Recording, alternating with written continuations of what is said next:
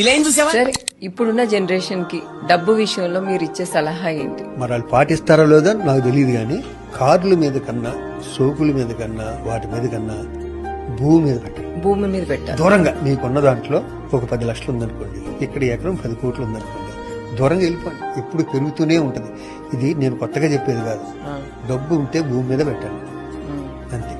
మీకు ఎన్ని భూములు ఉన్నాయి సార్? నేను అబద్ధం చెప్పడానికి ఏముందమ్మా, నాకున్న హ్యాబిట్టే నన్ను కంఫర్టబుల్ పొజిషన్ లో ఉంచింది. అది 2 ఎకరాలుగానే ఉండే 3 ఎకరాలు. నాకు వ్యవసాయం అంటే పిచ్చి ప్రాణం. నేను మణికొండ సెంటర్ లో వరి పండించా. మణికొండ సెంటర్ లో ఇప్పుడు శివాజీరాజు అపార్ట్మెంట్స్ అని ఉంటాయి, తర్వాత డెవలప్మెంట్ ఇస్తాం. మణికొండ ఇల్లు వాళ్ళు ఇప్పుడు చూస్తే అసలు మణికొండలో ఎక్కడ ఏ ప్లేస్ లేదు, ఇంకా ఫుల్ డెవలప్ అయిపోయింది సార్ మణికొండ మొత్తం. ఇలా ఏం చూసావా? సరే, ఇప్పుడున్న జనరేషన్ కి డబ్బు విషయంలో మీరు ఇచ్చే సలహా ఏంటి? మరి వాళ్ళు పాటిస్తారో లేదో నాకు తెలియదు కానీ కార్ల మీద కన్నా, సోకుల మీద కన్నా, వాటి మీద కన్నా భూమి మీద పెట్టండి. భూమి మీద పెట్టాలి. దూరంగా మీకున్న దాంట్లో ఒక 10 లక్షలు ఉందనుకోండి, ఇక్కడ ఎకరం 10 కోట్లు ఉందనుకోండి, దూరంగా వెళ్ళిపోండి. ఎప్పుడు పెరుగుతూనే ఉంటది.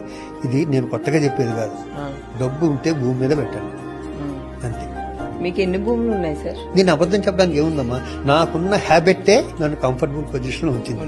అది 2 ఎకరాలుగానే ఉండే 3 ఎకరాలు. నాకు వ్యవసాయం అంటే పిచ్చి ప్రాణం. నేను మణికొండ సెంటర్ లో వరి పండించా. మణికొండ సెంటర్ లో ఇప్పుడు శివాజీరాజు అపార్ట్మెంట్స్ అని ఉంటాయి, తర్వాత డెవలప్మెంట్ ఇస్తాం. మణికొండ ఇల్లు వాళ్ళు ఇప్పుడు చూస్తే అసలు మణికొండలో ఎక్కడ ఏ ప్లేస్ లేదు ఇంకా